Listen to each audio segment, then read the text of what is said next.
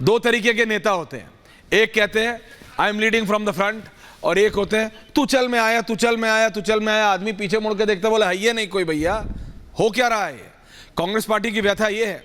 नहीं तो मुझे जरा समझा दीजिए राहुल देव जी, ये इस तरह की खबरें आ रही हैं, सीईसी ने decided, Ratnakar ji I am not talking to you now, please calm down. Rahul Dev ji, Sudhanshu ji आ रहा हूं, only 3 people, Sudhanshu ji, Rahul Dev ji and Anurag Bhadauria, Renu ji आ रहा हूं उसके बाद। राहुल देव जी, नहीं तो इस तरह की खबरों का क्या मतलब है। सीईसी ने डिसाइड कर लिया है, खड़गे जी डिसाइड करेंगे कि राहुल और प्रियंका इलेक्शन लड़ेंगे कि नहीं। उसके बाद सोनिया जी ने फिर निवेदन किया है राहुल और प्रियंका से कि भैया इलेक्शन लड़ो, काडर को मैसेज नहीं जाता। ये किसी को भी कॉमन सेंस से समझ आता है कि अगर आपका नेता नहीं लड़ेगा तो काडर तो डिसहार्टन होगा ही ना। सबको समझ आ रहा है कौन जीत रहा है कौन आ रहा। It's a clear message. Rahul Dev जी,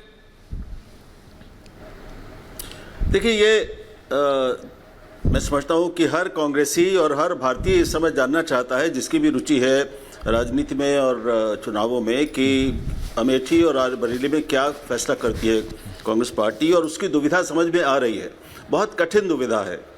मैं ये तो नहीं कहूँगा कि अगर कोई भी मान लीजिए इनमें से अगर अमेठी से नहीं लड़ता तो इसका ये मतलब नहीं होगा कि राहुल गांधी फ्रंट पे लड़ नहीं रहे हैं। वो लगातार लड़ रहे हैं, पूरी पार्टी के लिए सब जगह जाके प्रचार कर रहे हैं। तो जो चुनाव का मोर्चा उस पर वो पूरी तरह सक्रिय हैं और प्रियंका भी सक्रिय हैं। सवाल है कि एक जगह जो उनके परिवार से जुड़ी हुई है, 2 चुनाव क्षेत्र ऐसे हैं, वहाँ पर इस बार वो लड़ें कि न लड़ें, ये फैसला उनको करना है। मैं समझता हूँ कि बहुत कठिन फैसला है। अगर मुझसे पूछा जाए तो अगर वो दोनों पूरी तरह से लड़ते हुए कांग्रेस के लिए 100% अपना समय और श्रम देते हुए अगर न लड़ें तो एक ही बार में उनके ऊपर ये जो परिवारवाद का आरोप लगाया जाता है वो ख़त्म हो सकता है, और वो अपना सारा समय कांग्रेस को पुनर्जीवित करने में, उसके कार्यकर्ताओं को, उसके उम्मीदवारों की ताकत बढ़ाने में लगा सकते हैं। ये एक तर्क है, ये अकेला तर्क नहीं है कि वो खुद जब तक चुनाव नहीं लड़ेंगे तब तक मनोबल नहीं बढ़ेगा कांग्रेसियों का, कार्यकर्ताओं का। मैं इससे सहमत नहीं हूँ। बहुत सारे ऐसे लोग होते हैं, हमारे बड़े बड़े नेता रहे हैं, जो बिना चुनाव लड़े अपनी पार्टी को के लिए समर्पित रहे हैं और उसको ऊंची ऊंचाइयों पर ले गए हैं। नहीं राहुल जी, अब ये बड़ी विचित्र चीज हो जाएगी। राहुल जी, बहुत Rahul ji, those are called strategists. मैं आपको रोकता नहीं हूं, टोकता नहीं हूं, but those are called strategist. इस समय जो कांग्रेस की सिचुएशन है आप बताइए। खड़गे साहब राष्ट्रीय अध्यक्ष लड़ रहे हैं, नहीं लड़ रहे हैं। राहुल गांधी वायनाड से लड़ रहे हैं, ठीक है। प्रियंका वाड्रा लड़ रही है, नहीं लड़ रहे हैं। आप देखिए कमलनाथ लड़ रहे हैं, नहीं लड़ रहे हैं। अशोक गहलोत लड़ रहे हैं, नहीं लड़ रहे हैं। केसी वेणुगोपाल लड़ रहे हैं, नहीं लड़ रहे हैं। जयराम रमेश लड़ रहे हैं, नहीं लड़ रहे हैं। ये जो लोग जो सारा स्ट्रैटेजाइज करते हैं, वो सारे लोग जो टिकट डिसाइड करते हैं, वो सारे लोग जो बोलते हैं रोज आके मोदी शाह को हराएंगे हम alternate, they don't have the guts to come out and fight the elections. जब आपके अंदर वो हिम्मत ही नहीं है, जब मेरे अंदर हिम्मत नहीं होगी, तो मैं अपने लोगों को कैसे मोटिवेट करूंगा कि चलो चढ़ाई करनी है, चलो लड़ना है। ये कैसा है? बेसिक सेंस है राहुल जी। क्विक रिस्पॉन्स उसका सुधांशु जी। ये निश्चित रूप से ये दुविधा है, इससे इनकार कर ही नहीं, इससे इनकार नहीं किया जा सकता। ये दुविधा है और ये सवाल है कि जो बड़े लोग हैं, जो बड़ी नेता हैं पार्टी के, वो खुद चुनाव में क्यों नहीं हैं, और अगर सभी लंबी लिस्ट है, अगर वो नहीं होंगे तो फिर कैसे वो ये विश्वास दिलाएंगे कि अपने कार्यकर्ताओं को कि भाई वो गंभीर हैं और लड़ना चाहते हैं। ये बड़ा सवाल है, इसका कांग्रेस ही जवाब दे सकती है। दिक्कत यही है सर, आजकल जितने भी सवाल पूछो जवाब सिर्फ कांग्रेस ही दे सकती है, और कांग्रेस जवाब देती नहीं है। सुधांशु जी, एक तरफ राहुल और प्रियंका हैं जो इलेक्शन लड़ने को अमेठी और रायबरेली से तैयार नहीं है, दूसरी तरफ आपकी पार्टी है यानी बीजेपी। रीना जी आपकी बात नहीं, आम आदमी पार्टी, मतलब आप बोलते हैं आम आदमी पार्टी लगता है। बीजेपी है जो कि कैसरगंज से बृजभूषण शरण सिंह से, नहीं तो करण सिंह, यानी उस परिवार के अलावा कोई नेता नहीं है आपके पास वहां पे। आप परिवारवाद का आरोप कांग्रेस पर लगाते हैं। कांग्रेस कह रही है देखो कितने संगीन आरोप थे, वो उनको नहीं दिया तो उनके बेटे को दे दिया। कोई और है नहीं नेता बीजेपी में कैसरगंज से। सुधांशु जी, देखिए जो राहुल देव जी ने कहा, मैं उन्हीं की बात का समर्थन करता हूं। कांग्रेस और थोड़ा उसको आगे बढ़ाता हूं। उन्होंने कहा जरूरी नहीं कांग्रेस में कि जो लड़े वही बड़ा नेता बन सके। कांग्रेस में बगैर लड़े ही बड़ा नेता बनता है। आज तक कांग्रेस के जितने प्रधानमंत्री हुए ये बगैर लड़े बने। मनमोहन सिंह जी कैसे बने सबको पता है, नरसिम्हा राव सिंह जी कैसे बने सबको पता है, राजीव गांधी जी 31 अक्टूबर 84 सवेरे उनको नहीं पता था कि शाम को प्रधानमंत्री बन जाएंगे।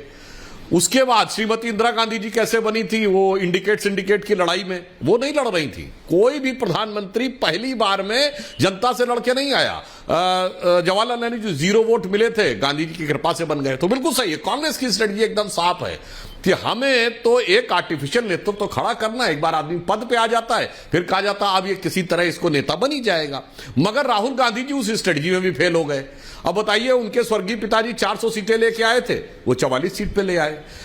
राजीव गांधी जी के जमाने में 1984 में उत्तर प्रदेश में 85 सीटें होती थी, 84 कांग्रेस से जीती थी, एक हारी थी, अब वो एक जीतने पे ले आए। और देखिए नेता का अंतर क्या होता है। हमारे मोदी जी, उन्होंने तय किया कि वो बनारस से चुनाव लड़ेंगे। उससे पहले के 2 चुनावों में 2004 और 9 में हमें 10-10 सीटें मिली थी केवल लोकसभा की उत्तर प्रदेश में, और विधानसभा में हम क्रमशः 52, 47 और 52 विधायक पाए थे। हमारा मत प्रतिशत 18 पे आया था। यह होता है नेता कि आए, खड़े हुए और 73 सीटों पहुंचा दिए। यह नेता नहीं होता कि अपनी खानदानी जागीर से भी भाग खड़े हुए और वायनाड जाकर किसी तरह जान बची तो लाखों पाए, कम से कम किसी तरह हम लोकसभा में पहुंच के आए। और आज की अब चुनाव की बात करता हूं। देखिए, अगर इनके अंदर क्षमता होती तो भाई सोनिया गांधी जी राज्यसभा के रूट से गई, वैसे वो रायबरेली में नामांकन भर के चली जाती और आराम से जीत के आ जाती। जो ये दावे कर रहे हैं ना बीजेपी की 150 सीटें आएंगी और साफ होने जा रहे हैं, इस दावे में रत्ती भर की भी अगर हैसियत क्षमता होती तो ये इनको इतना देर नहीं लग रहा होता। और देखिए भदौरिया जी बैठे हैं, इनके अखिलेश जी, अरे भैया कन्नौज की सीट, और आपको लग रहा आपका परिवार का सदस्य नहीं जीत पाएगा जब तक खुद अखिलेश जी नहीं लड़ेंगे। यानी कन्नौज में तो होना चाहिए भैया मैं लैंप पोस्ट को भी टिकट दे दूंगा तो जीतेगा, मगर हैसियत यह है कि उन्हीं के परिवार का सदस्य लड़ रहा था, उसे किनारे करके कह रहे हैं नहीं नहीं अब खुद अखिलेश जी लड़ेंगे। तो भैया अपनी पर्सनल सीटों पे लड़ने की जो हिम्मत नहीं कर पा रहे हैं, उन्हें जीतने का कॉन्फिडेंस नहीं ला पा रहे हैं, वो आकर सारा ज्ञान बखार रहे हैं। तो मुझे लगता है देश की जनता इसको भली भांति समझती है कि ये कितने खोखले दावे हैं और इसके पीछे कितनी हकीकत है। कांग्रेस की जो दुविधा है उससे यह बात बिल्कुल स्पष्ट दिखाई पड़ती है। नहीं, आपने सब बोला, कैसरगंज पे भी थोड़ा बोल देते सुधांशु जी। कैसरगंज पे आप नहीं बोल रहे, बृजभूषण शरण सिंह पे नहीं बोल रहे, करण सिंह पे भी तो बोलिए। करण सिंह भी तो सुपुत्री हैं माननीय सांसद बृजभूषण शरण सिंह के, और उनके ऊपर क्या आरोप हैं आप भी जानते हैं। नहीं, और अगर अभी आप सुधांशु जी बोलेंगे कि कुछ नहीं है तो फिर आपने बृजभूषण शरण सिंह को ही टिकट क्यों नहीं दिया? There must be a reason ना, कुछ कारण होगा कि आपने बृजभूषण शरण सिंह को टिकट नहीं दिया, तो किसी और को क्यों दे दिया? करण सिंह को ही दिया आपने, उन्हीं के बेटे को दिया, तो फिर आप किस मुंह से कांग्रेस को बोलेंगे या फिर सपा को बोलेंगे? जी देखिए, हम एकदम स्पष्ट एक बात कहना चाहते हैं, बार बार इस बात को स्पष्ट किया जा चुका है, परिवारवाद और परिवार में अंतर होता है। किसी भी व्यक्ति का, नेता का बेटा राजनीति में नहीं आ सकता, बेटी राजनीति में नहीं आ सकती, that is an all together different thing.